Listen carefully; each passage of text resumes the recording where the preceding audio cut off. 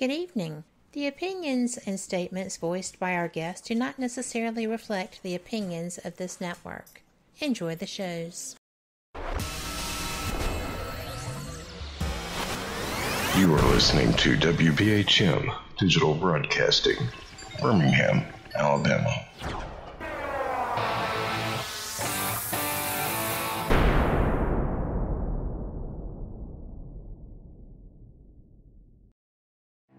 Headline edition, July 8, 1947. The Army Air Forces has announced that a flying disc has been found and is now in the possession of the Army. Army officers say the missile, found sometime last week, has been inspected at Roswell, New Mexico, and sent to Wright Field, Ohio, for further inspection. Now, historic films made in the spring of 1948 and just released show Eniwetok preparing for heavily guarded and still largely secret tests of new atomic weapons. The test's purpose is to measure atomic effects on thousands of different materials, 30,000 tons of them, not, as at Bikini, to prove military effectiveness.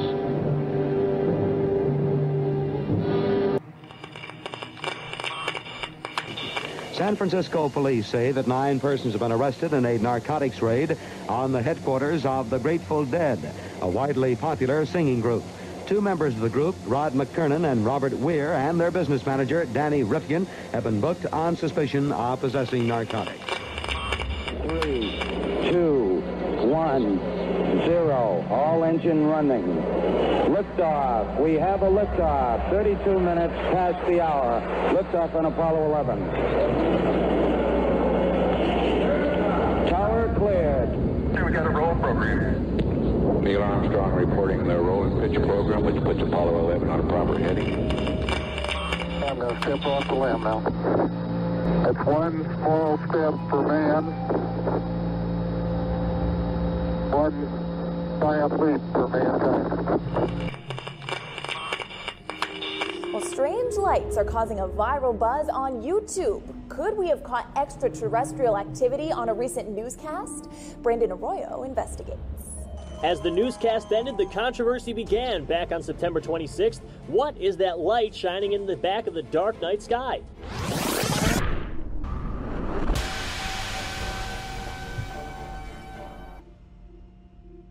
With coverage reaching all the way back to 1948, for over 70 years, Fate magazine has brought you reports of the strange and unknown, all of them true. Now, Fate Magazine Radio is carrying on that tradition of setting the standard in paranormal talk radio as we report and discuss some of the most mysterious and perplexing phenomena imaginable in this strange world of ours. Now, here is your host of Fate Magazine Radio, Kat Hobson.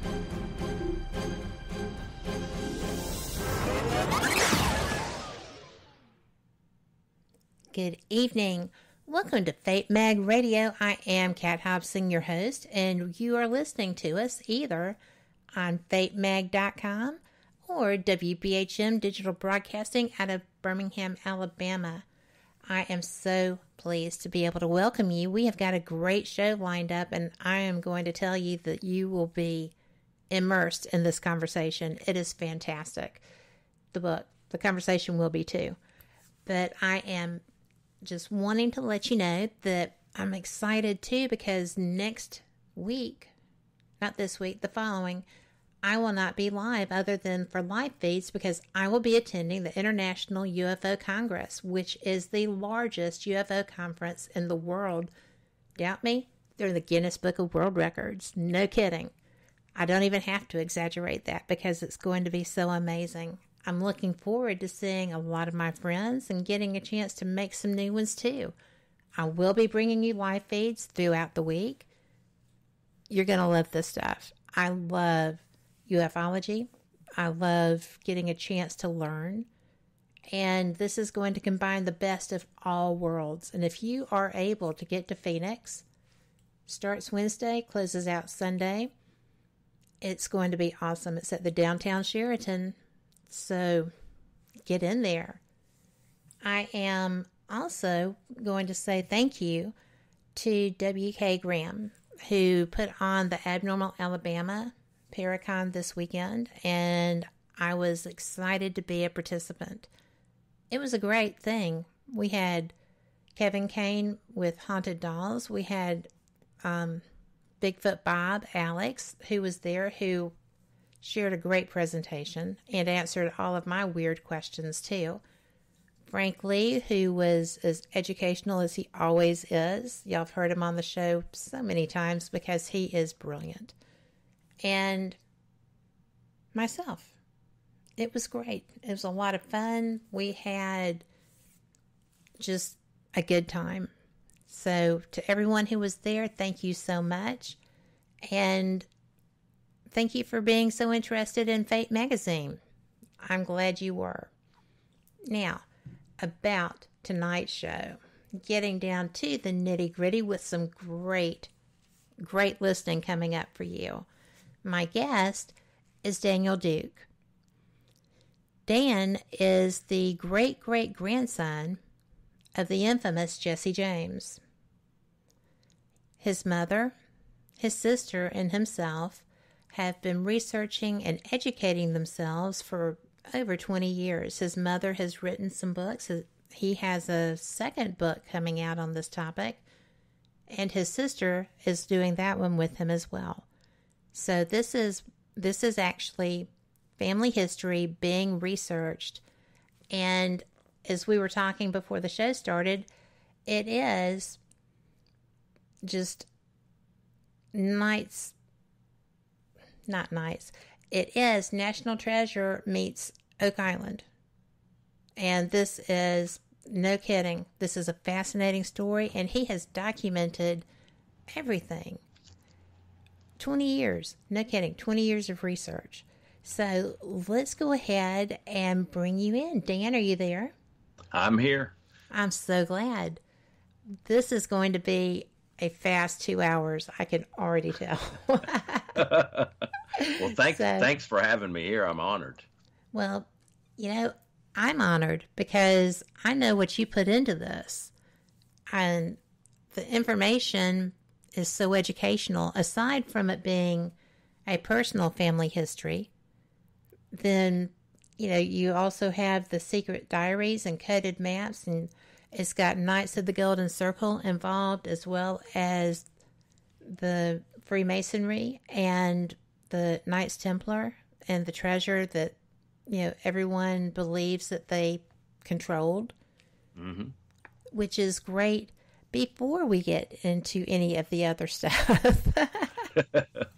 So I'm going to just let you know that I would like it if you could just tell people a little bit about you and your family and what brought y'all into researching this, because I know that getting the verifications, getting the facial recognition, getting everything else was very involved, and it was just terrific. So would you let the audience know how this came about?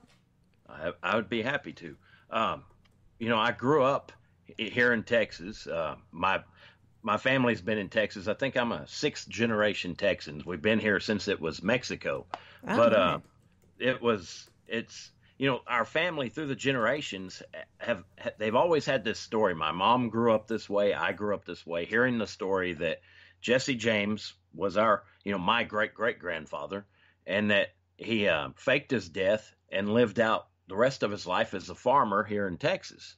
And we'd always heard that story. And anytime you hear that story, when you're a kid especially, somebody would mention the buried gold stories that he had. It was, when you're a kid, you hear buried gold, that catches your attention real quick. Oh, yes. And I remember my mom had done it when she was a kid. She said she'd go out with a spoon and start digging in her yard thinking she was going to find treasure. And I had done the same thing when I was a kid. But, growing up like that, you hear the story, then you go to school, and the little bit they talk about, if they mention Jesse, or if you watch a movie, any Old West movies about him, you hear the traditional story that he died, he was shot in the back of the head by Robert Ford and his brother Charlie, and that was the end. And I thought, well, wait, which story, and we all thought this, which story is true? Is is the history book, are the history books right, or is our story right? And my mother, around the time my little sister got out of high school and went to college, Mom had more free time, so she decided she was going to find out or do her best to find the answers, and that's what got her on the trail. Fortunately, we had family photographs passed down. We had his diary from 1871 to 1876, and he came to Texas in 1871, long before he faked his death. But we had the diary, which mentioned, he wrote his signature in it, J. James. He also wrote a little poem. He lived under the alias of James Lafayette Courtney, and he wrote a little rhyme in his diary. It said, "Through stem and trist, James L. Courtney is my heist." And I thought, well, that right there pretty much says, it's almost like an admission saying I stole the name James L. Courtney. And a few pages later, he writes J. James, signed his signature, and also his initials on another page, JWJ.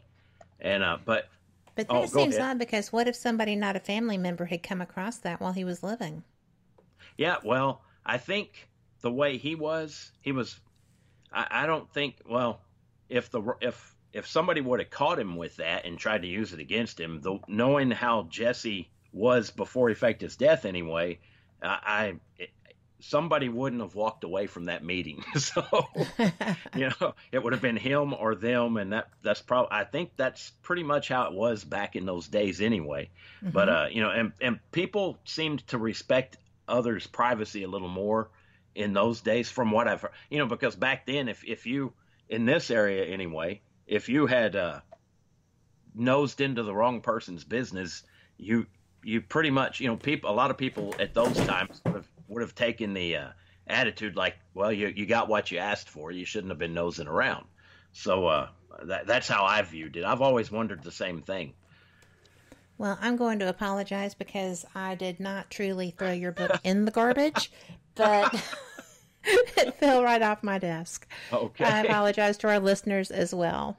But I am just fascinated because he was so out there, relatively speaking, for things that were going to go to the family. But he was he moved around a lot, like getting things done. Yeah, he did. Well, with a lot of the treasures that I mentioned about in the book, they weren't all of his treasures. It was right. He had that certain area here in Texas, and maybe some. I know he'd buried a few during his outlaw days, or is said to have, and some of those locations line up on the template I discovered. But as an outlaw, he moved around, and even as a farmer, he was living as a peaceable farmer, and he was peaceable, but he didn't live like a farmer most of the other farmers had lived. He didn't work very hard. He always had a lot of money. His farm always looked nice and neat, but it wasn't.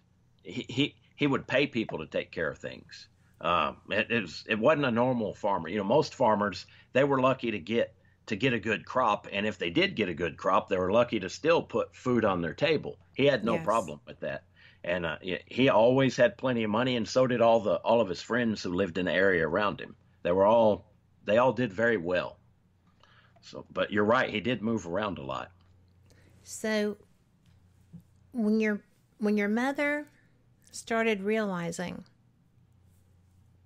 he was her grandfather, right? Yeah, he was her great-grandfather. Great-grandfather. So, had no one else really been pulling this information out prior to her inquisitiveness? There were, the family knew the story, and there was always rumors in the family, but most of them, or our side of the family anyway, never really dug into it until Mom did. And, I don't think, for some reason, she said one day, she didn't even know why she was so driven. It's like it hit her. She felt, and she felt extremely driven to prove, which she wanted to know whether he was or wasn't Jesse James, and she was driven like that for throughout all three books. By the time, by the time she wrote her second book, well, when she wrote her first one, she was convinced, but she needed a lot more proof. And that's when the other two books followed that. It was just digging up more and more proof. And by the time she finished her second book, there wasn't even a shadow of a doubt in our minds or her mind that he was Jesse James. Well, she went full out, right? Yeah. I mean, because you got different facilities involved, different organizations involved, people that were coming out with the facial recognition technology. You had pictures of your great-great-grandfather and Jesse James. That's right. Including not just him, but other family members from both sides. That's right. She had, the photographs that had passed down, she took those to 3 different facial forensic experts, people who were actually experts in their field, like the Texas Department of Public Safety, their forensic lab. That's the DPS is our version of the state police. Okay. She took them to their forensic lab, and they verified that our photos matched the historically accepted photos of Jesse and his family. And then she took them to the Austin Police Department photographic forensic lab. They verified the same thing. And then the third group was a group out of New Jersey at the time called Visionics. Mm-hmm. And since then they were purchased by another company, but they were, world leaders in facial recognition technology. They had contracts with the government and with different, international airports. So they knew what they were doing, and they verified the photos. We got the same answer from them that we did from the previous two, that our photos matched the historically accepted photos. Astounding, right? Yeah, it was amazing. And that was the big, when you get that kind of verification from 3 different groups of highly qualified professionals, and you get that kind of verification, it provided a lot of fuel for more research. So, well, I imagine it just fed the flame that she was carrying to feel confident that she was on the right track. It sure did. Because I know that if I had been trying and having these contemplating moments and, wondered, because she had to wonder. Yeah. Well, and, when she first got this information, she had the verification from 3 different experts. We all thought, the world's going to be so happy to know that he wasn't shot in the back of the head by the coward Bob Ford. Mm-hmm. And, the way history put it. And she contacted the James Farman Museum in Missouri, and they were anything but happy. They didn't want to hear it. They didn't even want to talk about it. They were very rude, and that was the end of that. They didn't want anything to do with it. So Mom wrote her book, and all of a sudden she had detractors online. And then it went from they were harassing her and claiming she was crazy and, kooky.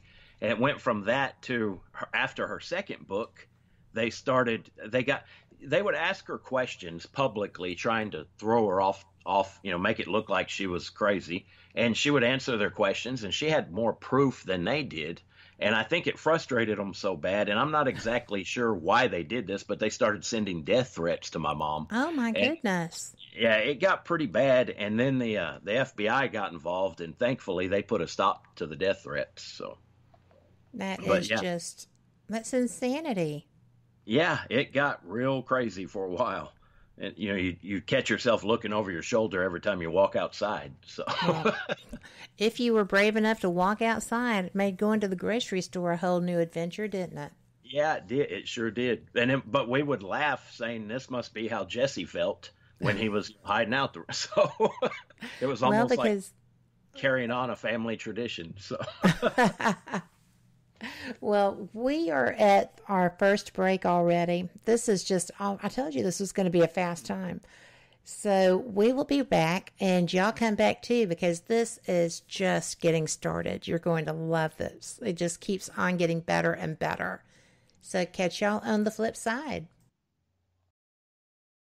Thank you for listening to WBHM Digital Broadcasting out of Birmingham, Alabama. The opinions of hosts and guests do not necessarily reflect the opinion of this network. You are listening to WBHM Digital Broadcasting, the best in paranormal talk only on Paranormal Experienced Radio. Broadcasting live out of Birmingham, Alabama.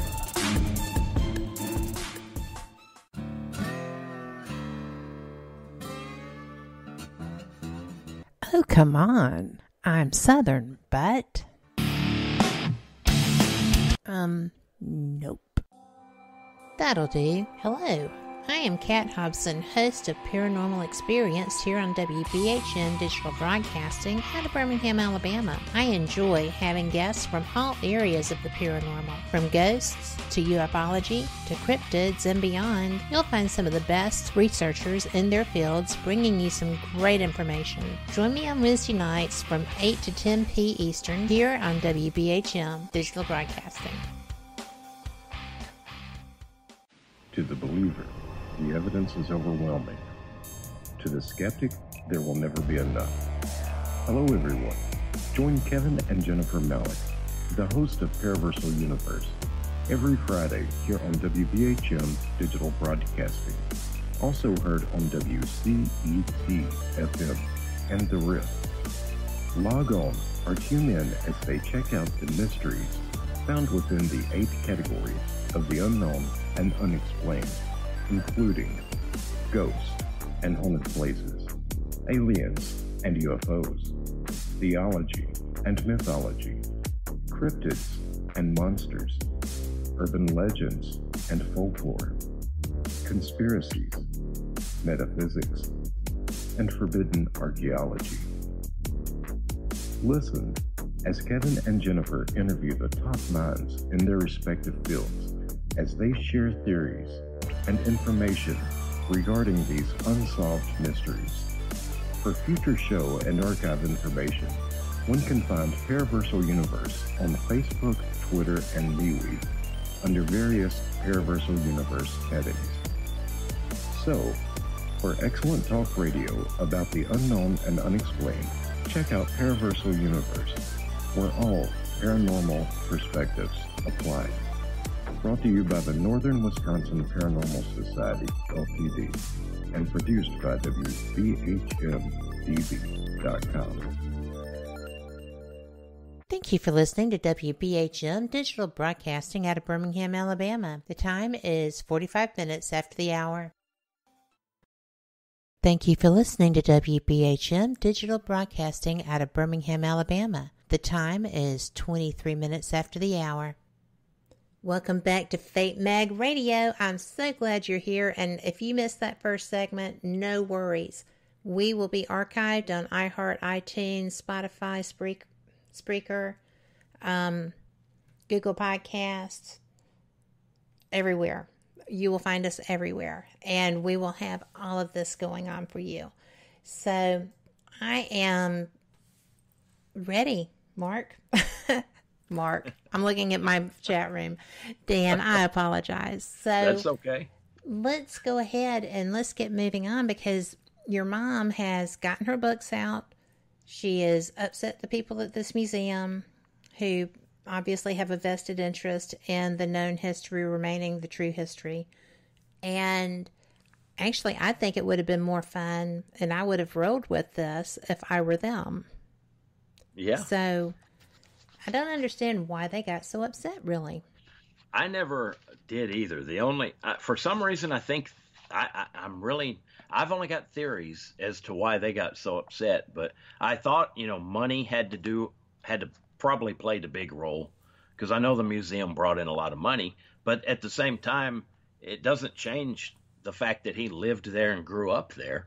Mm-hmm. So, the only museum it would have hurt probably is the one in St. Joseph, Missouri, where they claimed he was assassinated.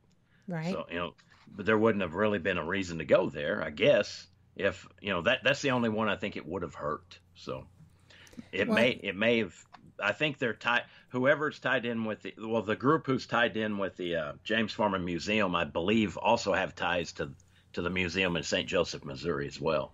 Well, there you go. Well, you know, when you go, speaking of that, and him not be, I mean, they had to have a body. Yeah. Because he tried to fake his death before, before this. Like in 1879. 79. Mm-hmm. And so that didn't go well. Yeah, he and his fellow gang member, George Shepard, Jesse wanted out of it. He wanted a peaceful life, and they tried to fake his death. I think they killed an animal and left a blood trail, and then George Shepard rode into town claiming he killed Jesse, and they sent a posse out to try to locate the body, and they never could. And because they couldn't find the body, they weren't going to believe he died. Well, was there a bounty on him at that point? Was George supposed to get the bounty?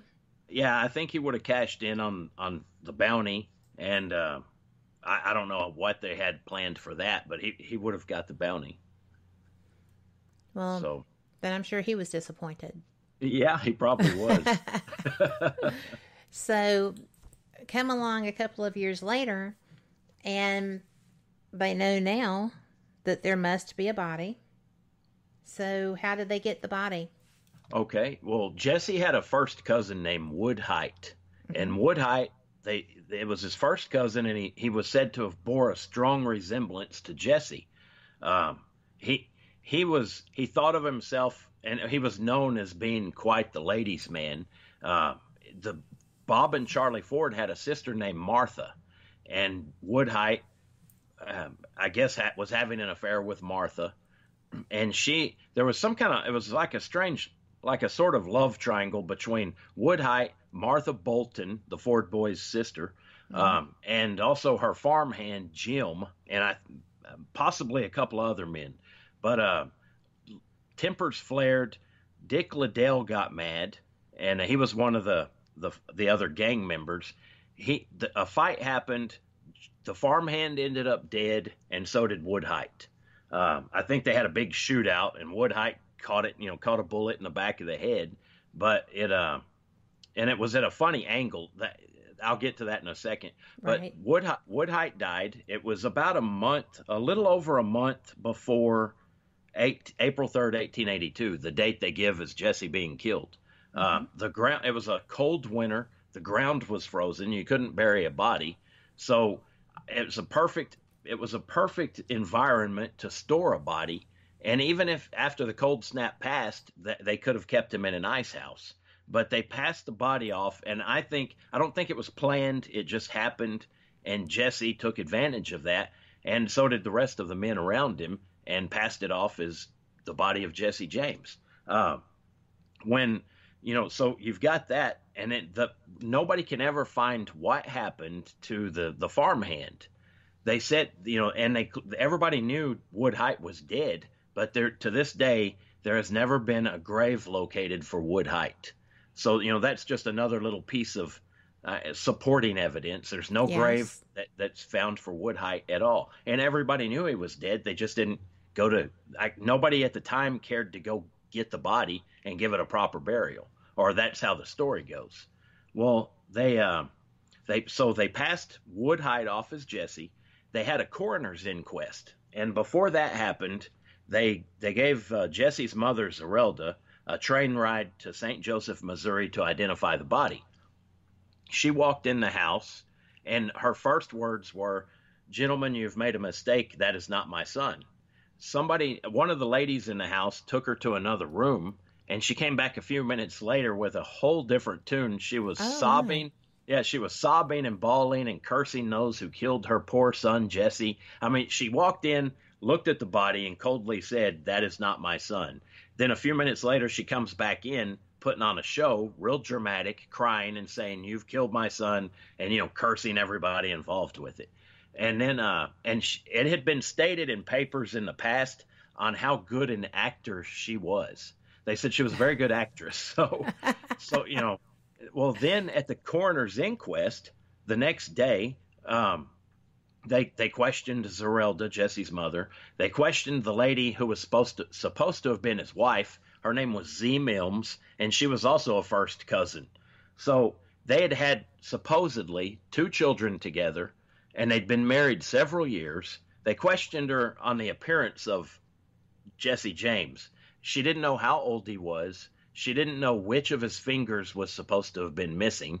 And she didn't even know which finger on which hand was missing, and all these other questions she couldn't answer as toward about his appearance or any deformities or scars. Yet, when they asked her about her jewelry that was left in the house, she described that in great detail. How many diamonds were in a brooch and things like that. Oh my goodness! Yeah, and then that's bad enough. At the funeral, Zerelda, Jesse's mother, there was a large crowd there. She was quoted as Jesse's aunt came up and said, "That's not the Jesse I knew." And Zerelda held her arm and said, "That's my rabbit's foot." And I thought, now what mother would claim their son, who she was supposedly so upset about, having died, why would you call him a rabbit's foot, a lucky charm? So I think it's because, that she knew who it was. It was her nephew, but at the same time that gave her son a new life. Yes. So. Well, it allowed her to keep her son. Exactly. So, it was not just that he was going to be able to live. She was going to be able to know he was safe. That's right. And she came to Texas by train. Every few years, she'd come to Texas and then go back through Oklahoma. In fact, when she died years later, she was on a train that had come from Texas going through Oklahoma. She died in Oklahoma on the train on her way back home to Missouri. So, there's a lot of things. Why would she go to Texas and why would she go to Oklahoma? Because, her son Frank was in Oklahoma and Jesse was in Texas. There you go. And we've also got photographs of at Frank's wedding when he married Annie Ralston. We've got the photograph of the wedding and all their friends with them, the whole family, at my great-great-grandfather's house, Jesse's house in Blevins, Texas. And there's even one of our friends is a retired game warden. He's currently a sheriff's deputy in Pecos County, Texas. He identified his great-grandfather is in the same photo. And his great-grandfather lived there in Blevins, Texas, right next door to Jesse. So there's a lot of there's a lot of evidence we have in photographs and other evidence to back up this whole story. It's been an amazing story. I cannot even imagine. I mean, it had to be like just dropping farther into the rabbit hole as you were turning the pages of history. It was. It really was. That's so awesome. Well, what was the key factor because your mother wrote 3 books, right? That's right. And so what led you to contribute this with all this impeccable research, these amazing connections? I mean, these were not your normal, in my opinion. I'm from Alabama. Mm-hmm. I don't know a whole lot about Texas other than what I've seen in movies and that time period of Texas during when all this would have been going on, except for what I've seen on television and in movies. So how did you actually get involved in doing all of this? Well, you mean with Jesse? I do. When you not just with Jesse, but with the treasures, because the treasure is, you knew that this was your great-grandfather. I would assume that you were convinced because the evidence is compelling. Or great-great-grandfather. You knew that your mom had a grip on this and a handle on this. And then, the treasure comes about. Yeah. We had, helping my mom with that, and that's a handful in itself. But she had that, like you mentioned, she had that taken care of. I would help her every chance I got, but I also, along with all the other items that had been passed down through the family, there was also a treasure map. And the treasure map, it always, I kept constantly looking at a copy we made of the map. And we photocopied it, and I would always look at it, and I couldn't figure it out, and none of us could nobody in the family had ever figured it out. And it didn't have like a typical map would, like what you would expect a pirate map. You find the big old oak tree, go 40 paces north, and X marks the spot. It had nothing to do with that. It was geometrical figures and little codes. And the codes weren't too hard to break. It was just a number substituted for letters. Mm-hmm. And he would mix those down around in different ways. Like he would letter A through Z as 1 through 26, and then in other cases he would make it backwards, and then he would mix it up in other ways. But after he would add enough letters into the code where you could figure it out pretty easy. But it was still, there were no landmarks to go by, so I it stumped everybody. And when that happened, I found reading along with that, you always in a lot of cases you'll read about the Knights of the Golden Circle when you're dealing with any of a lot of the Old West outlaws, right, especially if you're dealing with treasure.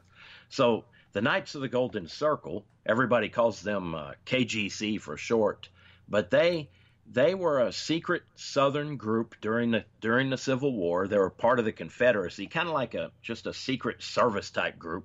Their job at the time was, during the Civil War, was to slow down Union troop movement and cause any kind of trouble they could, burning bridges, stuff like that. But after the Civil War, they supposedly had changed their mission from that to gaining as much money as they could, any way they could, to help fund a second Civil War.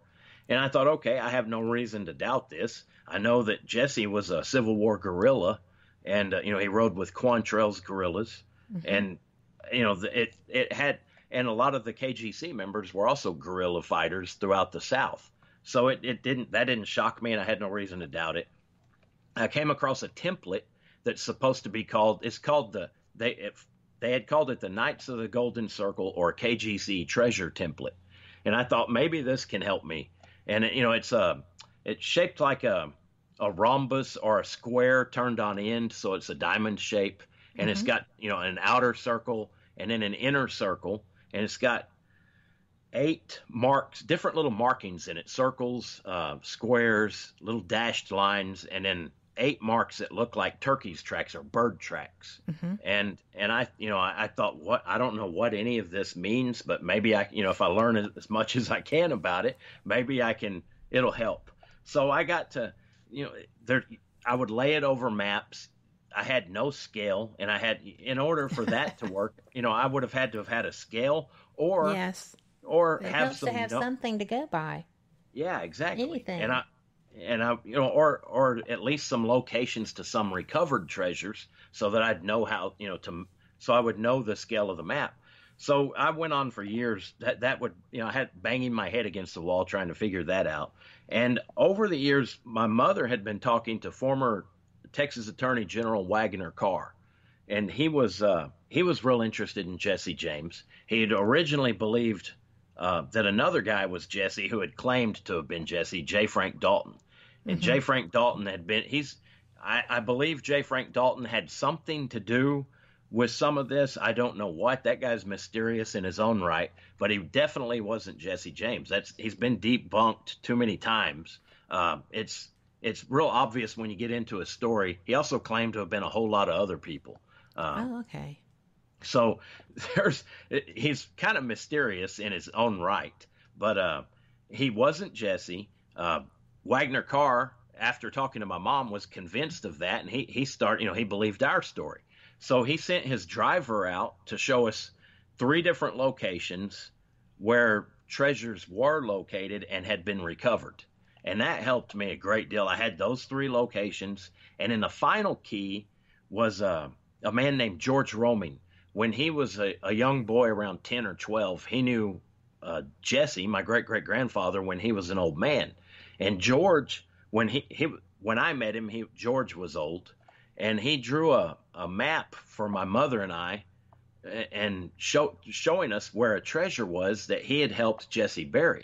When he was 10 or 12, Jesse had sworn to secrecy and hired him to help him move 680 bars of gold, each one weighing about 15 pounds, to about 20 miles from Jesse's house, and they buried it. They met another group of old men, and it was 2 old men, and each old man had hired a boy themselves. So it was 3 old men and 3 young boys. George said that after World War II, he knew the other 2 boys, I guess they died during the war. Well, George had drawn us the map, told us to go find it, and my mother and I went out to locate it. We found out it's under a lake on Fort Hood property, so on a military base. And we both told George, there's no way we're going on a military base to try to dig up a treasure. It just, you'd end up in jail before you ever got to it. So, but to make a long story short, having those 4 locations, 3 shown by Wagner Carr and the 1 shown by George Roming, it gave me the scale I needed to figure all this out. And as I that one template laid over that, it lined up perfectly with other sites I already knew about. And then I started branching it out and covered the state of Texas. And then it went even further. It covers Canada, the United States, and parts of Mexico. It may go even further than that, but that's as far as I've gotten so far. It lines up with historically significant sites like the Newport Tower in Rhode Island. Mm-hmm. It lines up with the area around Oak Island. It lines up with the Los Lunas Decalogue Stone out in New Mexico. And another clue that was really important to me was it lines up very close to the Kensington Rune Stone that Scott Wolter had done so much work on, showing that his the hooked X that he discovered, tying that back to the Templar. And that gave me a big clue, but I still wasn't sure. I thought, how could Jesse possibly tie in with the Knights Templar? And, that's where I started reading as much as I could about Jesse, Freemasonry, Albert Pike, who was also a Southern general, brigadier general. All these clues, especially in Morals and Dogma, Pike's book, Morals and Dogma, I had clues that led me from that towards Kabbalistic beliefs. He mentions Jewish Kabbalah all throughout Morals and Dogma. And everything I read, Manly Palmer Hall, some of his books, like The Secret Teachings of All Ages. And then the current Knights Templar Grand Master Timothy Hogan, watching interviews with him and reading some of his books, all the clues started lining up. I thought, okay, I need to find out who started all this. So it was kind of like making a family tree, only it was an organizational tree. And I traced from Jesse to Freemasonry through Albert Pike and other Freemasons back to some of the founding fathers who were Freemasons. And it goes from there to people like Sir Christopher Wren and Francis Bacon. Francis Bacon, when I came to him, I thought, okay, this guy he's the guy who started it all. And let me give you a little backstory on that. As I was reading stories like, books from like Albert Pike and Manly Palmer Hall, I found out about Manly Palmer Hall's wife, Maria Bauer Hall. And she had discovered she had researched Francis Bacon and the area around Williamsburg, Virginia. And she discovered anagrams on this old on headstones in an old cemetery at the Bruton Parish Church in Williamsburg, Virginia. I have to stop you. Okay. Because we have to take a break. We will be back to hear the rest of this because, oh my gosh, what a stopping point. But we'll be right back. Y'all come back to you. You're listening to WBHM Digital Broadcasting, the best in paranormal talk, only on Paranormal Experience Radio, broadcasting live out of Birmingham, Alabama.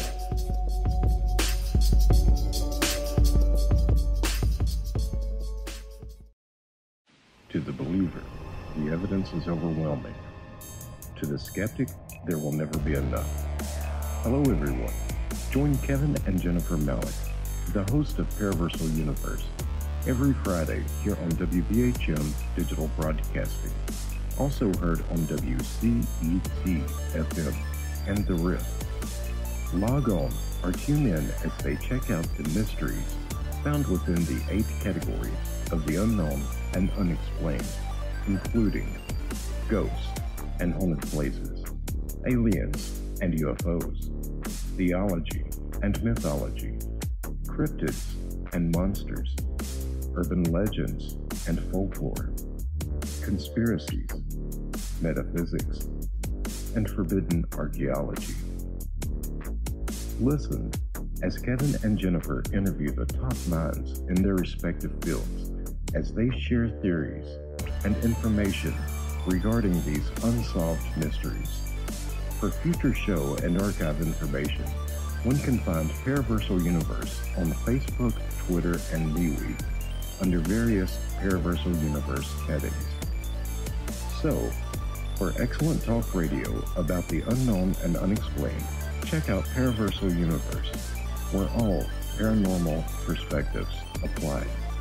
Brought to you by the Northern Wisconsin Paranormal Society, Ltd., and produced by WBHM-DB.com. Thank you for listening to WBHM Digital Broadcasting out of Birmingham, Alabama. The time is 45 minutes after the hour. Welcome back to Fate Mag Radio. I'm Kat Hobson with my guest, Dan Duke. And Dan, I am so sorry I had to interrupt you because this was just getting fantastic. We were at the cemetery where she was doing her research. Okay. And she was finding the designs. Yeah, sorry about that. I start skipping around. My mind's racing 100 miles an hour sometimes on this stuff. And well, it's amazing. And Marie Bauer Hall, sorry. Mm-hmm. She had discovered anagrams on these headstones, and she'd also discovered hidden codes in some of the works of Francis Bacon. She tied it all together and said that she knew where the original foundations of the Bruton Parish Church were. Now, a lot of people didn't believe her. All these so-called experts at the time thought she was, they didn't believe it. And she proved them wrong. And she found the original foundations of this church. So she went further than that and said that there's also a vault beneath the church. I think it was 22 feet below the surface. And the vault was said by Miss Hall to have contained treasure and items of historical and spiritual significance. It was supposed to be the kind of information that could change history. So she was certain about this, just as certain about that as she was about the original foundations. That people didn't believe her. She proved them wrong on that, and she told them it goes deeper. There's this vault under there. And she started to excavate, and it was put to a stop very quickly. And I don't know what happened after that.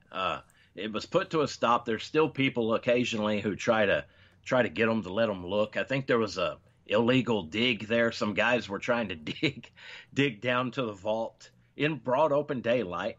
And this was years ago, but they were put to a stop also. Well, I see where we go with the National Treasure, right? Yeah. So it was, and that tied in more things with me, like Francis Bacon. Are you there? I am there. Sorry, my screen flashed. I wasn't sure. So that tied in like Francis Bacon, and I thought this has to be the guy who started all this. And as you read more about Francis Bacon, there's controversy surrounding him constantly in different areas. Some claim he was the original author of the Shakespeare works. Others claim he was a part of it, but it was a group of men. There's a guy named Peter Amundsen, and he had also researched Francis Bacon. And there's a documentary with Peter Amundsen, and it's very convincing documentary. He shows a lot of codes that he has found, proving that Francis Bacon had more than likely authored the Shakespeare works. So there's a lot about. That's going to be interesting. I'm actually interviewing someone who is all about studying who Shakespeare actually was. So this is going to be something I include in that interview. All right. And I'll send you links later. Thanks. there was also, so I thought, okay, Francis Bacon's the guy who started this. He's the guy a lot of people call him the father of modern day Freemasonry and Rosicrucianism. And I thought, this has got to be the guy. So I was satisfied for a couple of days, and I got to looking more around Francis Bacon, and I found that it went further than him.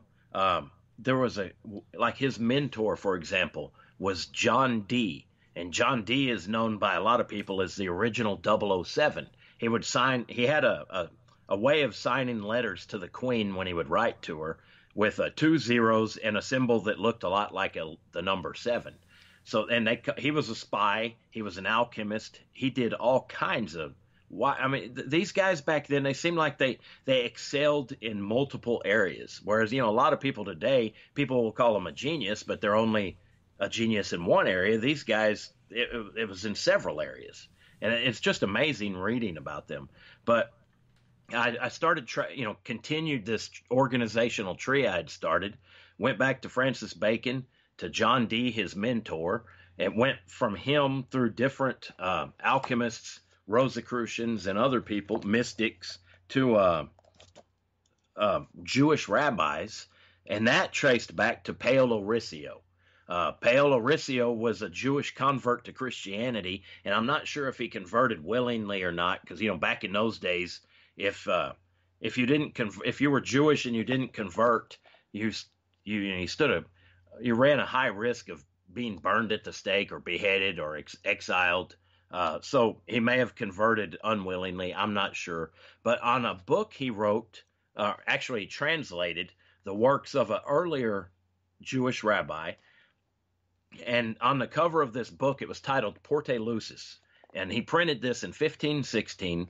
On the cover of it, there's an illustration of a man sitting in a chair. In one hand, he's holding a tree of life, the Kabbalistic tree of life, and the other hand is pointing at the floor. And I thought, why is he pointing at the floor? It's just tiles on the floor. There had to be a reason they'd have him pointing at the floor. So I got to looking at it, and it looked like, well, the shadows on the tiles looked more like waves, like when a kid's drawing water, mm-hmm. The little waves. And I got to looking at the tiles, and I thought, hey, wait a minute. I found a world map, a copy of a world map that was done in that time period, and I laid it over an image of the cover from that book, and it lined up perfectly with the Atlantic Ocean and the coastline of North America, Central America, and the northern part of South America. So he's pointing at the water. He's sitting in Europe, pointing at the water, and the tree of life, like he's heading towards the new world. And I thought, okay, this kind of lines up. But beyond that, it got even crazier. The chair the chair he's sitting in is there. It's in the symbol of Scott Wolter's hooked X. So I thought, okay, Scott Wolter tied the hooked X in with a Templar. He's got a lot of evidence over the years backing that up. He's written books about it. This guy's sitting in a chair that looks just like this hooked X that Scott Wolter had discovered. And I thought, okay, so I had to keep searching. I kept going back. I went to Abraham Boulafia, who's that was the works that were translated into the book that Paolo Riccio wrote. I went further back through different Jewish mystics and Kabbalists, all the way to a Jewish rabbi who's a famous rabbi they called him Rashi. Well, Rashi, and I found out about Rashi through an interview with Timothy Hogan, the Grand Master of the Knights Templar. He was mentioning Rashi, and I'd read about Rashi as much as I could after that. And he was the favored court guest of Hugh, the Count of Champagne, who was the one of the founders of the Knights Templar. And I thought, finally, this tree that I'd started from Jesse through Freemasonry back to Francis Bacon and all these, these alchemists, Rosicrucians, and Freemasons finally ended at the founding of the Knights Templar. And that satisfied me as to who started all this and why they brought it here, and also who was responsible for it. And not only that, where a lot of the treasures that were buried here in the Americas came from. I believe many of them came from Jerusalem and other areas around the Holy Lands. Which makes what they could be even more interesting. Exactly. According to Timothy Hogan, the Knight Templar Grand Master, it's they had, a lot of people lump the Knights Templar in with the Crusaders, and who burned and pillaged and the Holy Lands. He said that's not so. They went in prior to the Crusades with the mission of finding and obtaining not only the treasures at the temple of in Jerusalem, but also getting items of historical and spiritual significance that from multiple religions, like Sufi mystics, the Druze Muslim tradition, and also from Jewish people. And I think they got a lot of their information about where, like, the treasures in Jerusalem were located from Rashi, who was, the famous mystic and Orthodox or Jewish rabbi. So now I feel like I need a breath. You probably do, but we've got about 4.5 minutes till our break. Oh, well, go ahead. Well, I was going to ask you, as you're going through all this, you heard the interview with Timothy Hogan, and did you have an opportunity to speak with him personally as well? I've never met him in person, but he gave me his phone number, and we talked on the phone. This was after he'd written the wonderful endorsement that that's printed on my book. Yes. And I wanted to thank him for that, and we spoke a little bit on the phone. And he's a real nice guy. Well, I'm glad, because I was curious as to how he would have received you. I was too. I was kind of worried, but after I saw the endorsement he'd written, it eased my mind a lot. So I imagine, yeah, and it is actually a beautiful endorsement. So it is. That was very gracious. I couldn't have asked for a better endorsement than that. That made my whole day, or made my year or decade. So I could see that. I have gotten, from somebody I respect tremendously, I got a beautiful endorsement, but he was yanking my chain through the whole thing, and I was sweating bullets. And then he looked at me and winked and gave me the best compliment I've ever had for my job. So that's nice. I was sweating bullets. Me too.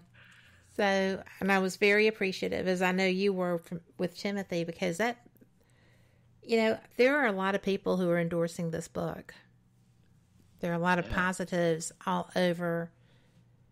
The reviews on Amazon are fantastic. The Goodreads are great.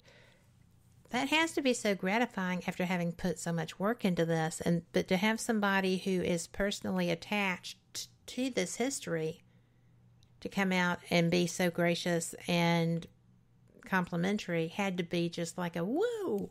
Awesome. It was. moment. I had to fight myself to sit still for a couple of days. I was just so excited. I understand. Don't you love those moments, though? I do. It's a great verification that you're on the right track, and and other people see what I see. So that made me real happy. Well, the fact that he was willing, by endorsing that book, there was a lot more being said than in the endorsement. That's what would have blown me away. That's just true. By him acknowledging this book was very telling. That's true. And the other endorsement that's written on the book from William F. Mann, he's a Knight Templar as well. Mm-hmm. It was a great endorsement. So, and two Templar, and that made me really proud. Well, it should.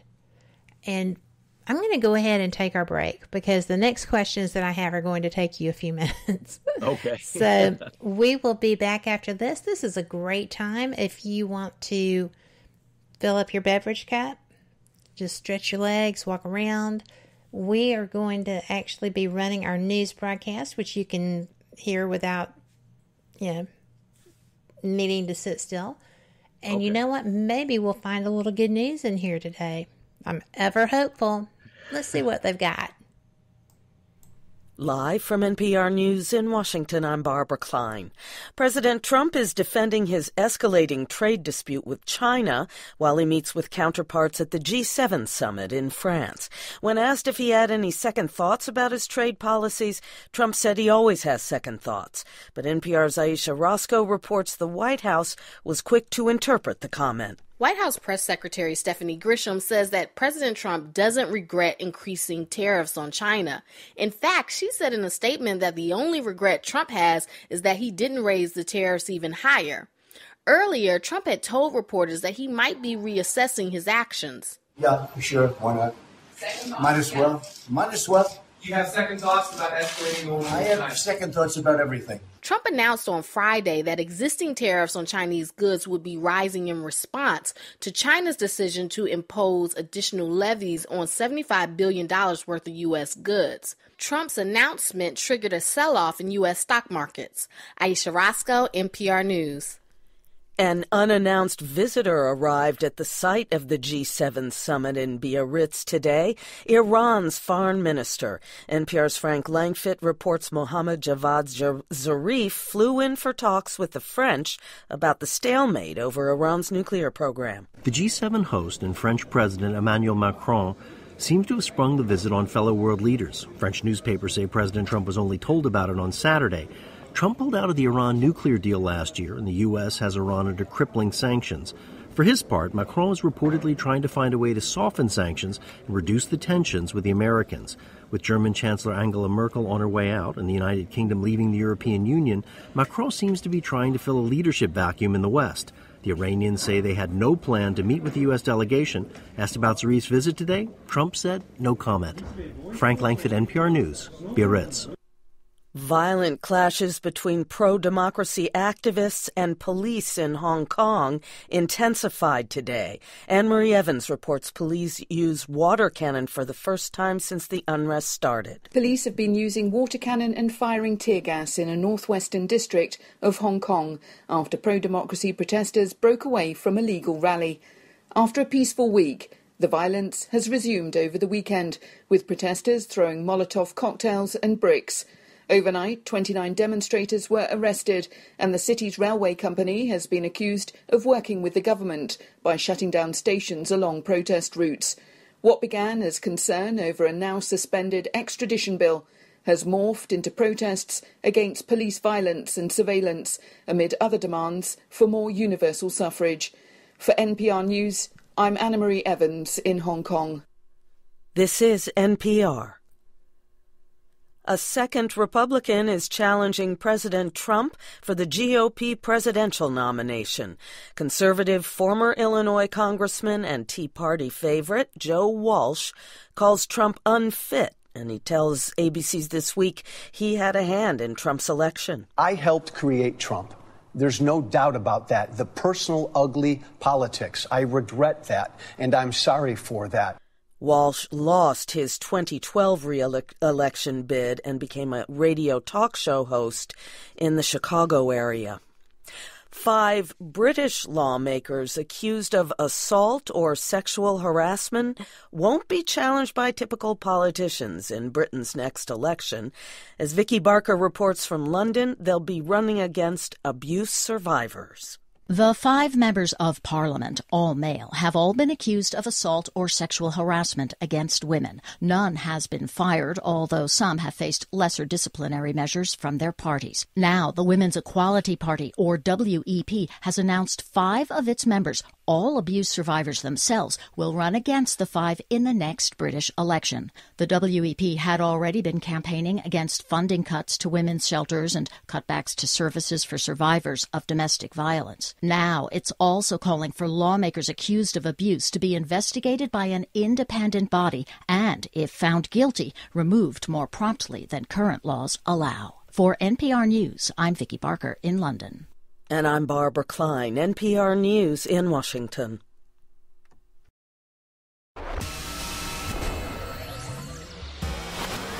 You are listening to WBHM Digital Broadcasting, Birmingham, Alabama.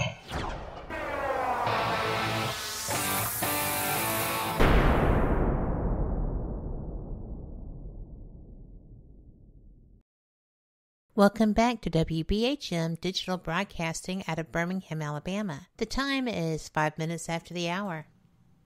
Welcome back to Fate Mag Radio here on WBHM Digital Broadcasting out of Birmingham, Alabama.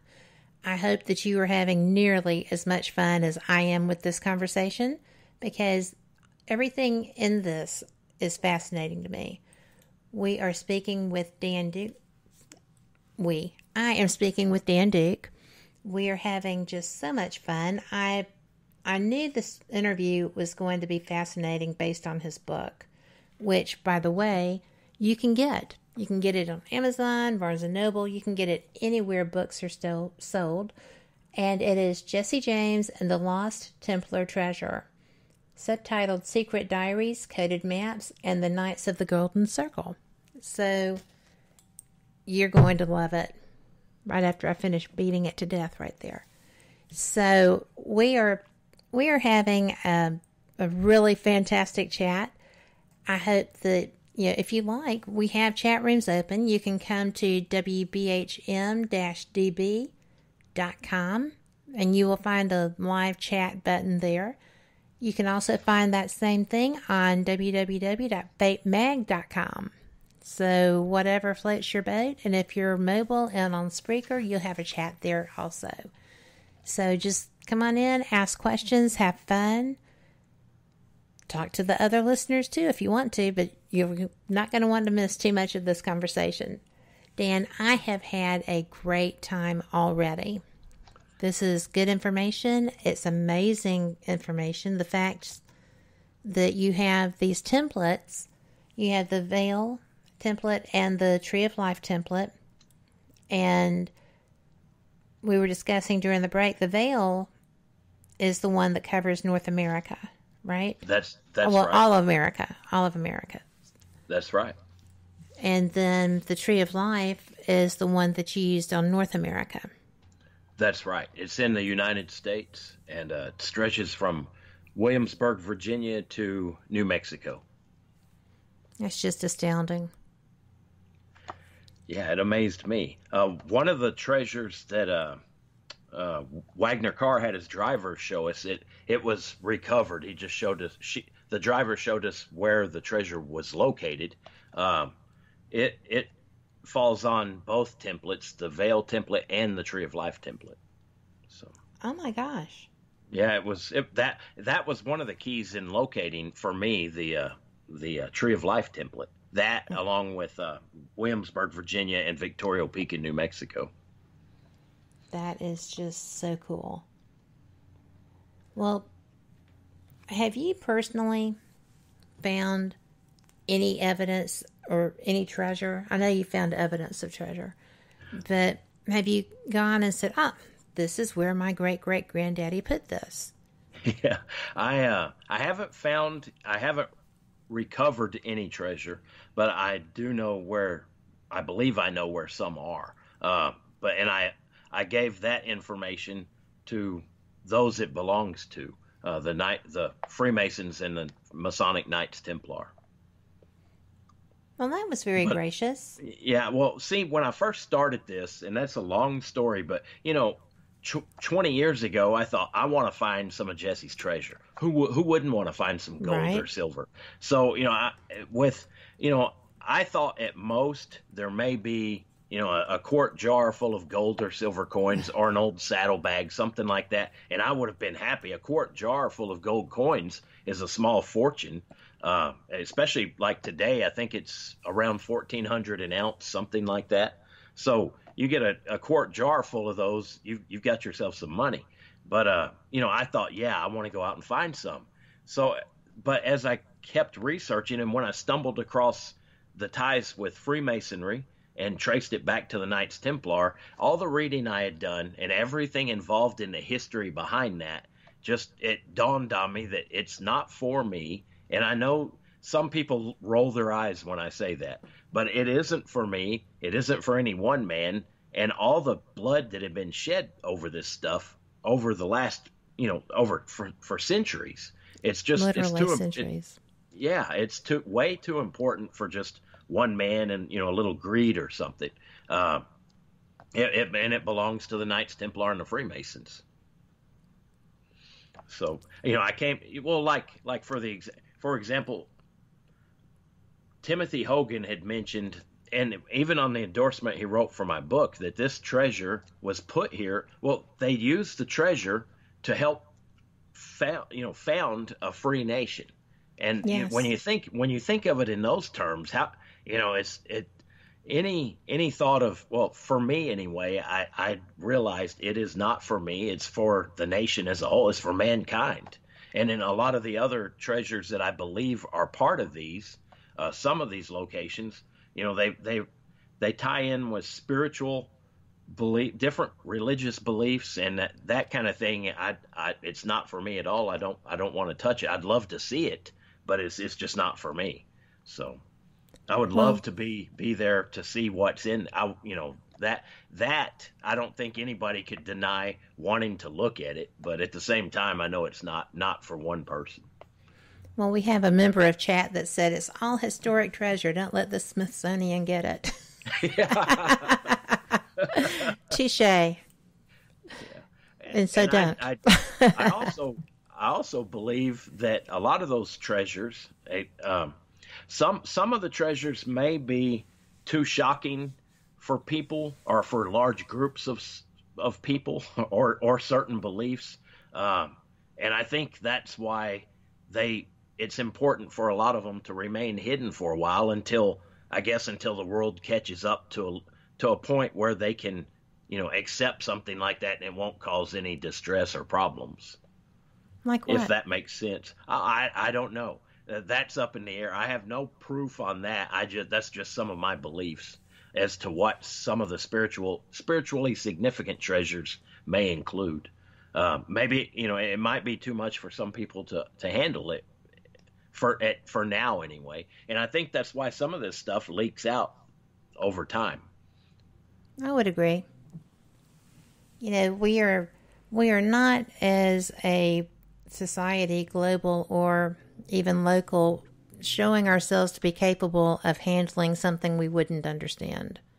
I agree completely. Well, if you mention politics or religion in a crowd, you're bound to start a huge fight. That's probably the quickest way to start a fight. From my understanding, I have not had it happen around me, but I have seen news footage of people that just lose their minds from all walks of life, from all belief systems.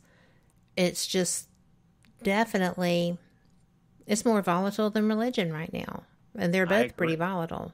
Yeah, I agree completely. And I think until we get past that hurdle, as a whole, I think a lot of these some of these treasures it's best left, hidden for now anyway. I wonder not all the time, but I wonder often when I ponder on the things that I know have been turned over to museums such as the Smithsonian that they all of a sudden have no record of. Yeah, I've read stories that are similar to that. Yes, and especially with fossils and things of that nature. But it makes you just go, well, don't we pay for that? Don't we pay to have things that we find hidden? They should be sharing. Yeah, I know what you're talking. I don't know specifically, but I've heard similar stories like that. Well, and there's all kinds of topics of that. Yeah, and I've wondered along the same lines myself. But maybe some of the, I don't know, but maybe it falls in with the same reasoning. Maybe people aren't ready for that yet. It might cause too much distress for certain groups or religious beliefs. Well, I don't think anybody would be complete. We just had somebody in chat pop up with exactly what I was going to say. Well done, Tina. But, I can't imagine that us being aware that there truly were giants, not just, larger people, but true giants. These fossils and skeletal remains as well have been turned over to authorities only to have them disappear and be disavowed. Wow. I mean, why is that something that we have to be protected from? It's illogical. I don't know. That's a good question. So, and yeah, that's just one instance. There's a lot of information that the powers that be don't have a lot of confidence in the people they control. Well, it has to be something to do with the illusion of control, but I don't understand it. I'm glad I don't understand it. I don't. That's a good question. I've wondered along the same lines about other things myself. So, yeah. Well, you actually have done something few people do, even with the background, the familial background and just the stick-to-itiveness that you have. You actually went and found all this stuff. Now, I might be confused, excuse me, but when you actually started looking and you had the template to start with the overlays and stuff, was this a family piece of history? This was something that was in your family? Well, Jesse, yes, and then some of the maps that he had, and like the map that I had mentioned that I used to beat my head on the wall trying to figure it out, not literally but figuratively. I finally I know where that's at now because of it was a weird way of going about discovering this. I wanted to find where that was. And then I ended up having to go through all of that history and piece this together. And I tied in, the Knights Templar all the way back to the Templar. Mm-hmm. And it took doing that to find out where my grandfather's treasure was. But by the time I had discovered, going through all of that, getting the Tree of Life template and the Veil templates, and then, then I was like, oh yeah, well, what about Grandpa's treasure? I go back. And it's like, okay, this is where it's at. And it was odd.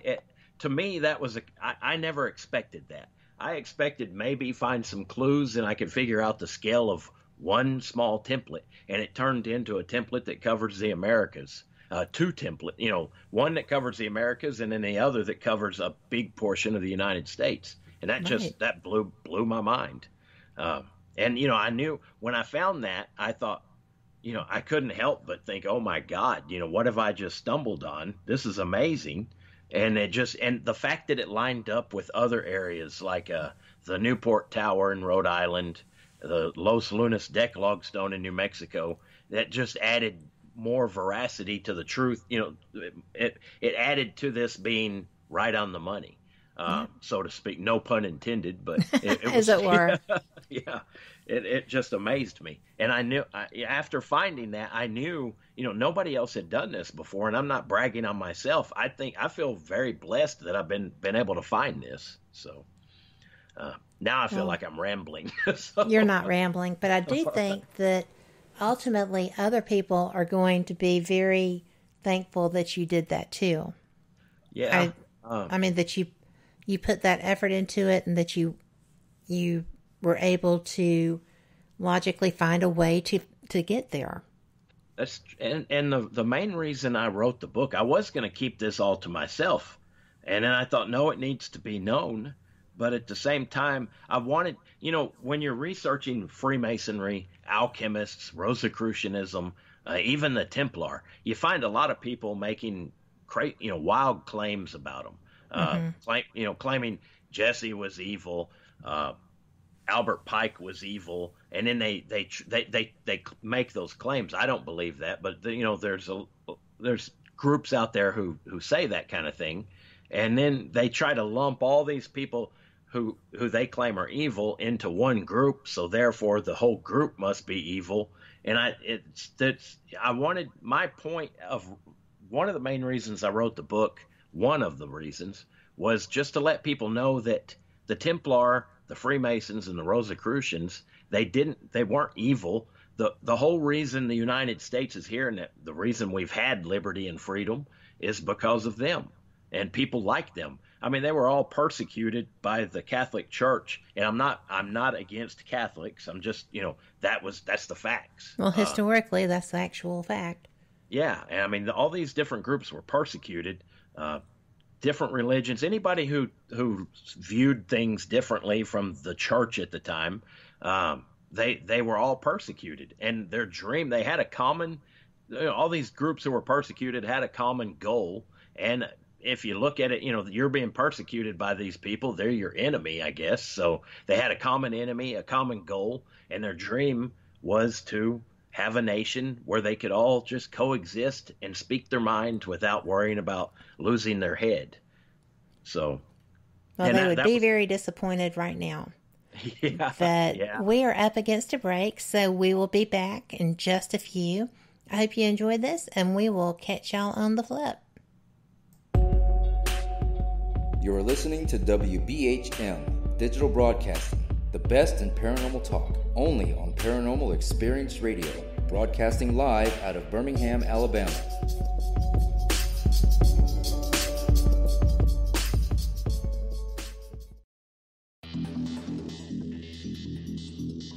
Several U.S. presidents are on record talking about the UFO mystery. Yeah, Presidents Jimmy Carter, Ronald Reagan both had UFO sightings of their own, but the current presidential campaign might be the first in which UFO disclosure has been championed by a major party candidate. DIA, CIA, it moves around, is operating a program to train psychic spies to spy and use their powers against Russia. John Ronson writes about this in The Men Who Stare at Goats. The first known sighting of a ghost took place right after Abraham Lincoln was assassinated in the late 1860s during the administration of Ulysses Grant. Project Paperclip, Clinton releases it all in 1998. Possibly the unequal cooling of its surface. I say, do you still think it's a meteor, Professor? I don't know what to think. The metal casing is definitely extraterrestrial. It's a place where UFO hunters and scientists gather to examine paranormal activity in the region. Some of the documents, this is bringing Nazi scientists into the United States to work here. So we fought against the Nazis, and it's not, this again is not a revelation. As early as 1947, 1946, we knew some of this, right?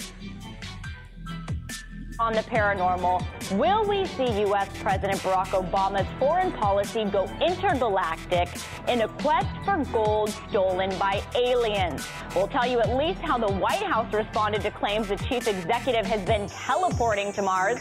So let's get to today's Capitol account. UFOs, hauntings, psychic abilities, conspiracy, ESP, cryptozoology. There are many things that remain unexplained in the inexplicable world around us, and we're talking about them here, looking for answers on WBHM Digital Broadcasting, Birmingham, Alabama. The truth is out there. Thank you for listening to WBHM Digital Broadcasting out of Birmingham, Alabama. The time is 23 minutes after the hour. Welcome back to Fate Mag Radio. I'm Kat Hobson, your host, and I know that y'all are just having so much fun listening to my guest tonight, Daniel Duke, who has written Jesse James and the Lost Templar Treasure, Secret Diaries, Coded Maps, and the Knights of the Golden Circle. So welcome back, Daniel. I am so glad you're here. I'm having a great time talking with you. Thank you. I am too, and I'm having a great time. Thanks. Well, I am, it is all about you. So we want people to know what you do and to know what you went through to get this information gathered, because it's just really fascinating. You started from an idea of who your grandfather is, and you went on great-great-grandfather is, and your mom did the legwork on documenting that, and now you've gone further, and everything just seems to be falling into place. It's so logical.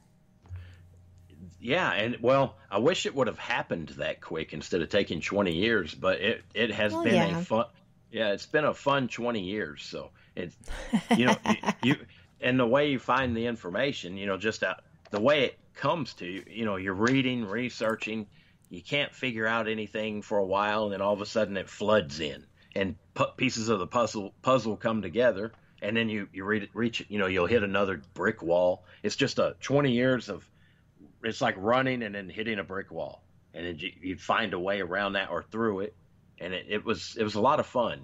It's a lot of work, but it was a lot of fun. I wouldn't do it differently.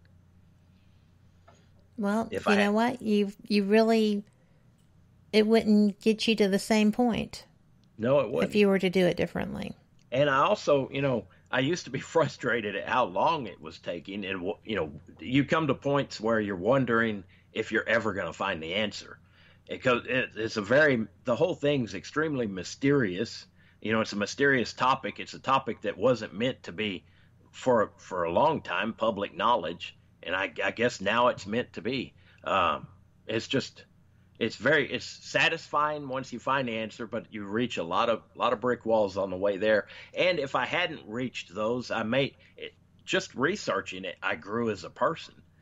It opens your mind to a lot of things that I never would have dreamed possible, or history that you never would have thought of otherwise.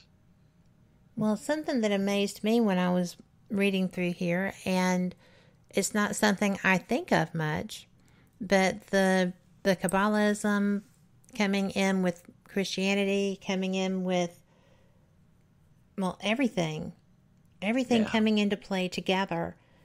I just had not realized that Judaism and Kabbalism were so strong in that.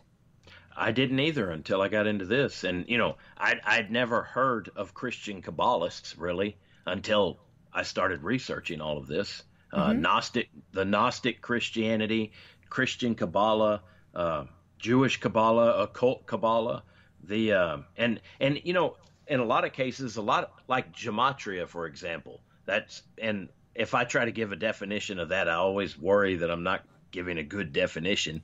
But it's basically, the Hebrew alphabet has 22 letters, and they assign a number for each letter, and combinations of letters that make words or phrases have meaning. It's almost like you're speaking math, and that used to really blow my mind when I first started learning about that. But all language in a way is math, but I'm getting off the side topic on that. That's okay. I mean, it's interesting. Yeah, it's very interesting. And gematria, all these different, even if you don't believe in a certain faith, the Kabbalah is the Kabbalistic beliefs in the Kabbalah. It's a great way to transmit messages, but especially in those days, a lot of people didn't know this stuff. It was very few people, I think, in the world who actually knew this stuff. And what better way to transmit a message or a hidden code than to do it and pretend you're translating sacred, knowledge. And like, for example, in the Dark Ages, they didn't want people reading. The Catholic Church, the only people who they wanted reading were the priests and the monks, and in a lot of cases, and it was almost like they wanted people left kind of ignorant in a lot of ways. I don't know if they worried about that stepping on their toes, their authority or why exactly. But if you knew Kabbalah, gematria, and all these other forms of Kabbalah, then it would make it a very easy way to transmit codes and messages and hidden maps and stuff like that. Kind of like our generation with the cursive writing and 5 speeds, right? That's right. That's exactly right. But, it's really, when you talk about this, there really is a real-time scenario where our government took over our educational system, and now they're not even teaching the basics of history. They're not teaching they're not even teaching cursive writing. So that means that the only people who are going to be able to understand things like our Constitution, who are going to be able to understand other significant historic documents and religious texts and things of that nature, are not going to be the people coming out of our school system. They're going to be the people coming out of elitism schools. And, that's supposed to be what we were trying to avoid, yet that's what appears to have been done intentionally. Yeah, it does. So, I've never thought of that. It just seems that, the practice is being repeated in perpetuity. I never looked at it that way, but yeah, you've got a good point there. Well, every so often, a blind squirrel finds a nut, so it's a good thing. But it really, when you said that, that's the first thing that had come to my mind, was that, oh my goodness, those that don't know history are doomed to repeat it, and those that do know history know what works. That's true. So, and yeah, I used to think I knew what I was talking about until I started, before I got into all of this, and then you learn so much more about history, especially I did anyway, just going through all these people that nobody pays attention to, the different rabbis, alchemy, for example. And when I was in high school, the very little they mentioned of alchemy was that, it was guys trying to turn lead into gold. Mm-hmm. And that was all that's how I thought of as an alchemist. I didn't think of that. That's what I thought they were. And when I found out they did so much more than that, it really opened my eyes to a lot of things. So yeah, it goes so much deeper than turning lead into gold. Well, certainly. Because, eventually, if you have too much gold, it's got no value. That's true. That's true. What was something else shocking that you discovered through your investigation? Well, like the Tree of Life template, there's two templates. The one we mentioned earlier was the Veil template, and then there was a Tree of Life template. It stretches there. If you're familiar with the Kabbalistic diagram of a Tree of Life, it's got 3 pillars and 10 points on those pillars that all connect. It's basically, in a lot of ways, they'll show a diagram of like a lightning bolt going from the top pillar or the top point, which they call Sephiro or Sephira. It goes from the top point to the bottom point, and it touches all, this lightning bolt design touches each point on the Tree of Life. And it's significant or signifying from, information or anything coming from God to man or deity to man. And it also shows a path to follow for man to come into contact and get closer with God.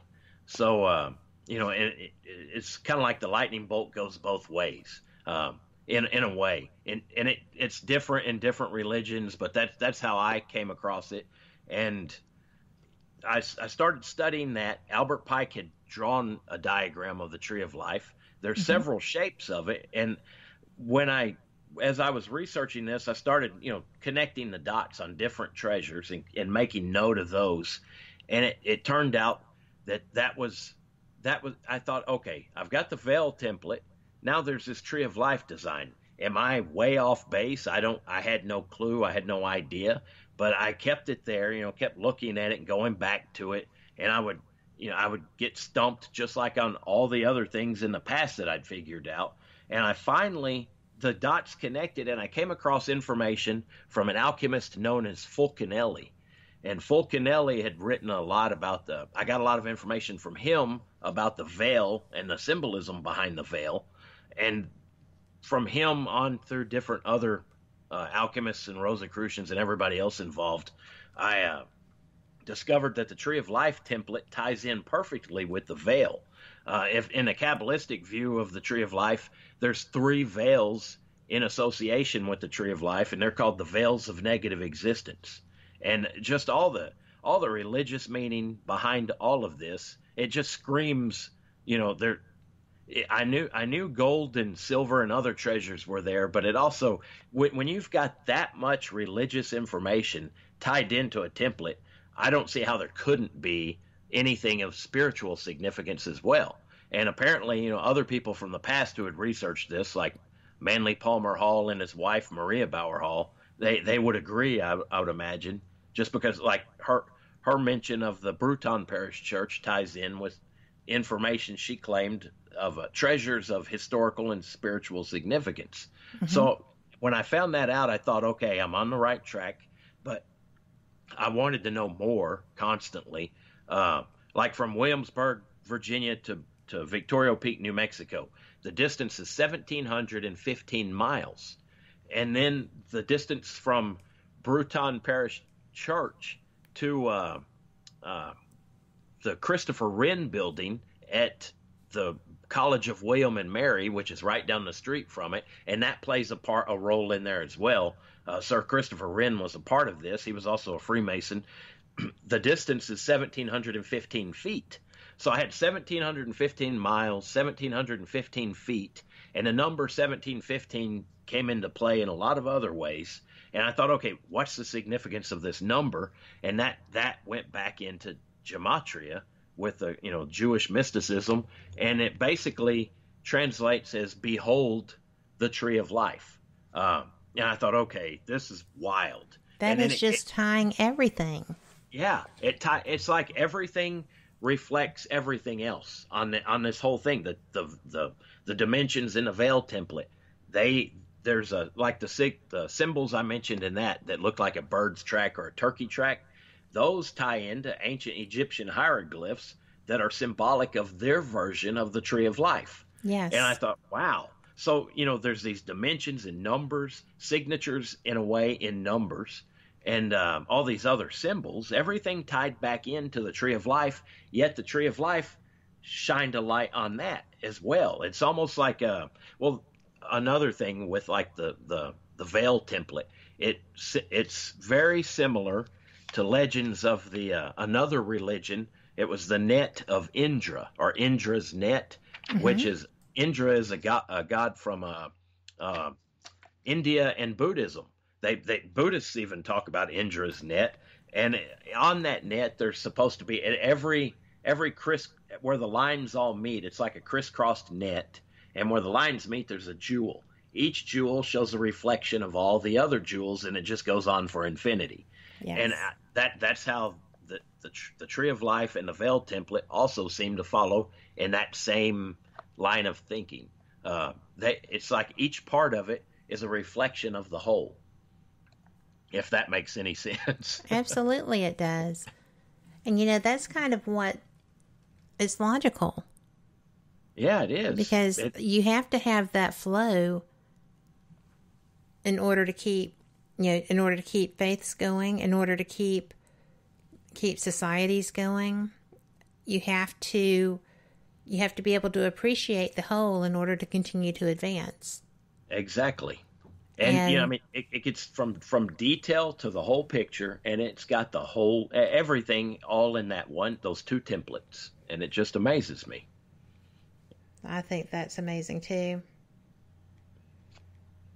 And I have friends of all walks of life, and one of them is a Tibetan monk who came over here to continue his education, and he was, last I spoke to him, teaching Asian studies at a major university. But when you stop and listen to him, and if you watch his lifestyle, it's just completely, he's just part of the cycle. He is part of his monastery. He's part of everything. Mm-hmm. When he was down in South Alabama, he was part of that Gulf region. He's part of everything that he is involved in, because that's what he's called to do. And he takes everything with him. So I like that. It is pretty cool. Yeah. But Tina in chat has a question for you. Okay. And she said, wasn't the Tree of Life found on Oak Island also?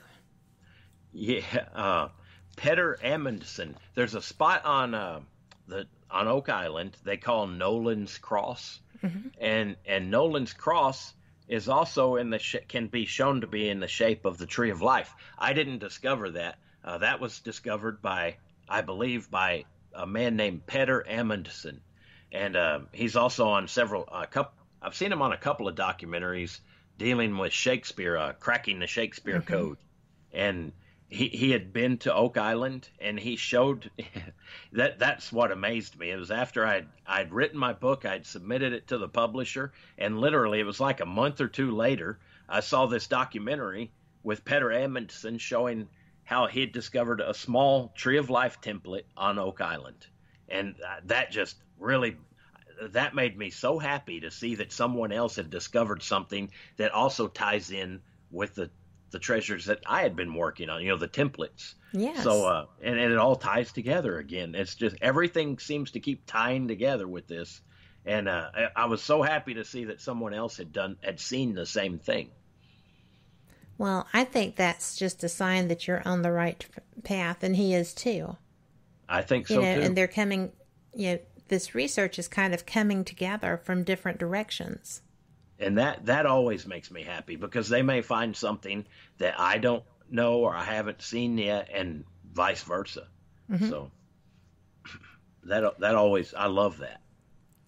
Well, I was fortunate enough to meet the producer of Oak Island in California, and he is such a nice man. He takes the time to talk, and you know how busy he must be. He's Ancient Aliens and all the other offshoots of that, and then Oak Island, and because he is fascinated by these things, and so he put it together to be able to bring the information to people. I think that Kevin Burns is one of the smartest people I have ever had a chance to talk to, because he follows what enthuses him, just like you. Well, thanks. Kind of a cool thing. Yeah, it is. It's fun. I can't think of living life any other way. I've had other professions in my life, but this drew me away from all of that, and I've just been engulfed with this, and I wouldn't want it any other way. That's a good thing. So, on that, I'm going to go ahead and take us out for this next break. It's our final break. So I'm going to encourage our listeners, if you have questions, go ahead and get in chat and get them to us. Or you'll just have to read the book and then email your questions to him. So thank y'all for listening. We will be right back on the flip side of this, and y'all enjoy.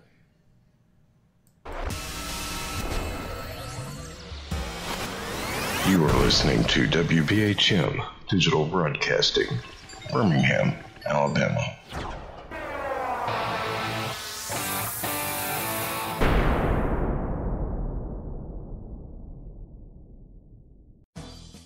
In today's breaking news, over 1.8 million people have signed a petition that is circulating throughout social media and online, pledging to raid Area 51 in hopes of freeing any extraterrestrials that could be on site. Also seeking full disclosure from the U.S. government. Could anything actually come of this? What could be the outcome? Find out on our continuing coverage at 9 p.m. here on WBHM-DB Action News.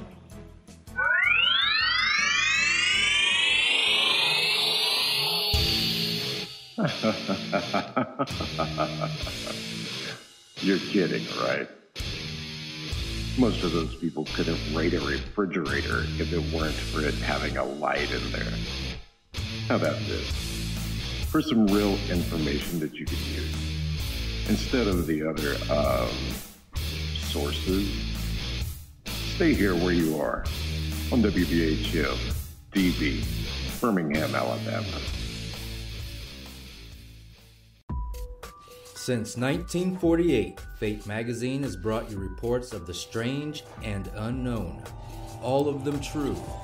Fate Radio is carrying on that tradition, bringing you the unusual, macabre, strange, and bizarre. Join host Kat Hobson Sunday nights from 8 to 10 p.m. Eastern on WBHM Digital Broadcasting.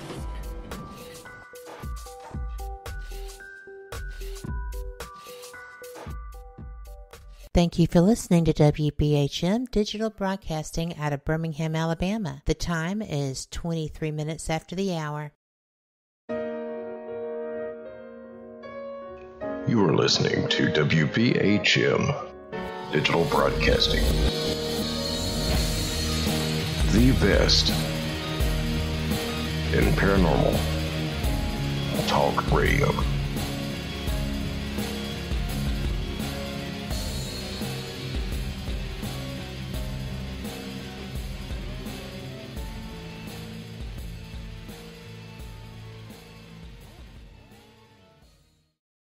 Thank you for listening to WBHM Digital Broadcasting out of Birmingham, Alabama. The time is 45 minutes after the hour.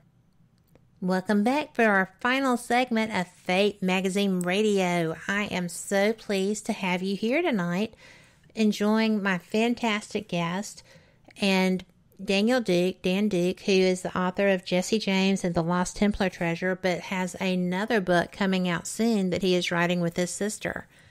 And tell us about, can you give us a little preview of that? Yeah, that one, it's due out next summer, summer of 2020, I believe. I don't have a specific date on that. I'm about to start editing that soon. When the editor's ready, she'll contact me. But it's a continuation of our late mother's work. It's just dealing with Jesse James and a recap of all her proof. And we also included a lot of new information that we've come across since my mother had passed. One of the big photos shows Jesse, and my sister discovered this, shows Jesse, my great-great-grandfather, at his own funeral.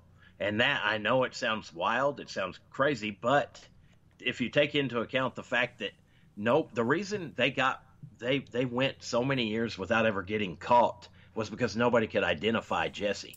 The law didn't know what he looked like, and it's kind of hard to catch somebody when you have no description of what they look like. So, I could see it's that. Almost like, yeah, that could be akin to chasing an invisible man. But the only people who knew what he looked like was, his gang members, obviously, and his immediate family. And any of his gang members, some of them were distantly related to him, and they were also good friends. They'd been together for years. They were all loyal to each other, so they weren't going to turn him in.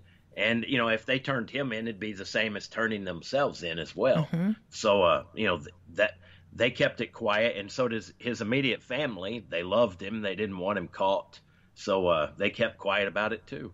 And that's how it still sounds crazy to a lot of people I know, but he was actually at his own funeral, and we've got the photo showing that. And it just, gosh, it still amazes me. My mother, I wish she could have seen it. She had always wished she had found so much and discovered so much, and we would joke. I remember she would always bring it up, said she'd love to see a photo of him at his own funeral. And the reason she said that, there was a man that fit his description in old books and newspaper reports saying that there was a tall, mysterious stranger, and nobody knew who he was at the funeral. Well, I believe that's exactly who he was. Now we have the photos showing him, and he looks identical to my great-great-grandfather. That's just wild. Yeah, it is. It really is. And he's standing right next to his mother. Oh, my gosh. Right next to the casket. And in the casket, we show how similar the man in the casket looks to Wood Height, who was his first cousin. Mm-hmm. And I believe it was Wood Height in that casket. Oh, and also another thing that I forgot to mention earlier, on some of our proof that my mother had discovered, in 1995, they said they exhumed Jesse James. The people up at the James Farm and Museum in Kearney, Missouri. Right. They had this exhumation, and they made a big show out of it. National news, all this stuff. The guy they got to head they claimed that they proved with DNA that Jesse died as history claimed he did. Well, my mother got to looking into that deeper and researching all the facts they claimed to have, and no pun intended, but she blew holes in their story. They claimed, well, when they did the exhumation, the guy they hired, James Starrs, he was a professor. He was a law professor. They hired him to do the job of a forensic anthropologist. Why would you hire a law professor to do a forensic anthropologist job? That'd be like hiring a chef to fix your motor, on your car. So it didn't make sense. And he made a big show out of it. He dug up the whole grave. Whereas at that time, all you have to do when you exhume, you don't have to do an exhumation and dig them up.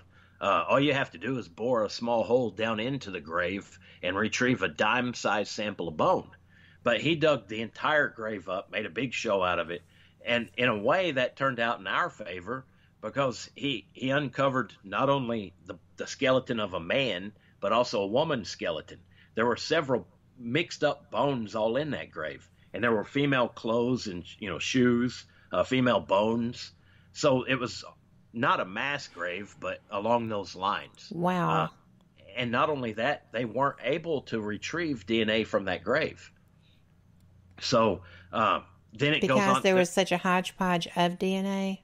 Exactly. Yes. So the DNA they got, they petitioned, and they claimed that they couldn't dig up or exhume Zerelda's grave, Jesse's mother, because state law claimed that, that they couldn't. And my mother contacted the state attorney, Missouri state attorney, and some other people, other lawyers. They said there's no such law. They don't have a law like that on the books. So this guy came out, and he's a law professor. He should have known. He just came out and he lied, basically, or he was extremely mistaken. I'd prefer that over him lying. But if you follow all the other messed up details with that exhumation, it looks like a lot of people lied. Sounds like it. Yeah, the Clay County commissioner at the time, he's a lawyer today. His name's Stephen Caruso. He told my mother and I in person, he was the one who was in charge of a hair and a tooth that had been found on the James farm from an amateur dig in 1978. He had the hair and the tooth, but he didn't, he was in control of it. He didn't want them having it during their exhumation. He said it was a tawdry sideshow, and he was the Clay County commissioner. Well, they finally got a law. They went to court, and the court ordered that they hand over the tooth and the hair. So instead of handing over the hair, Stephen Caruso cut the hair off his friend's head, and his friend was John Hartman, the Clay County Parks director, and they submitted that. And on several documentaries, they show them testing his hair and claiming that it falls in line with Jesse's hair. And it wasn't his hair at all. It was John Hartman's hair, who was the Clay County Parks director. Oh, my goodness. Yeah. So then they said they couldn't get DNA from it. So they tested this tooth. Well, this tooth that they claimed to have got DNA from was dug up in 1978 by an amateur at the farm of, the James Farm and Museum. It was dug up on those grounds, and along with that, they found a dog's tooth and a hog's tooth. And they kept them in this Tupperware bowl and passed them around. There was no chain of custody. Nothing about that was scientific at all. And they claimed that they got DNA from it and proved their case. But they proved nothing. So they proved that they were inept. Yeah, and around that time, when my mother came out with that, that's when the death threat started. So, oh, my. Yeah. It's a wild story, but we go over that again as well, and also a lot of other information in the new book. Well, I am fascinated. I can't wait to get it. But I would like for you to take an opportunity to tell people how to find you. Okay. If they have questions or if they want to get the books. Okay. Yeah, you can go to dandukeauthor.com. Let me double check that. I think it's either Dan Duke Author or Author Dan Duke. I don't know why that just slipped my mind. You can find me on Twitter, or you can Google the title of the book, Jesse James and the Lost Templar Treasure, and find me that way. Also, my book is available at Barnes & Noble Amazon, anywhere books are sold, and my publisher, Inner Traditions. And you can Google Inner Traditions and find them real easy, or Google the title of my book and find them that way. My book's available all over the world, so that's pretty easy to find. And I'm always on Twitter, Facebook, or checking my website. And the Facebook is Daniel Duke, author. That's right. So thank you. You're welcome. So everyone, now you know how to get it. No excuses. And I do know that in chat we have someone who has already gotten her Kindle edition. So all right. I hope she's enjoying it. Well, she's enjoying you right now. She'll be enjoying the book shortly. All right. But she says that she's reading it tonight. Oh, good. And it really is a good read. You write very well. You're entertaining, and you're clear. Thank you. So it's a good and easy read. Even though it gets more detailed, it's still easy to understand and get through. That makes me happy. Well, it made me happy. I do a lot of reading. But seriously, it's good. And I am so appreciative of having had the chance to get this and to get in touch with you. And I am going to give a shout out to Mark Eddy, who put us together. I'm glad he did. And I've had a lot of fun on this. I have too. And you are welcome to come back anytime you want to. When you get that new book, we're going to have another conversation if you're up for it. I'm up for it, and thank you. I look forward to it. Me too. And I need to let people know that we are going to be having a little bit of a hectic couple of weeks coming up here on WBHM Digital Broadcasting. I am going to be traveling, so there's going to be a week that we're not going to have shows, and it's going to fall right after Labor Day. So there's that. But tomorrow night, Denise Pridemore will be here with the Paranormal Pride. That is a great show.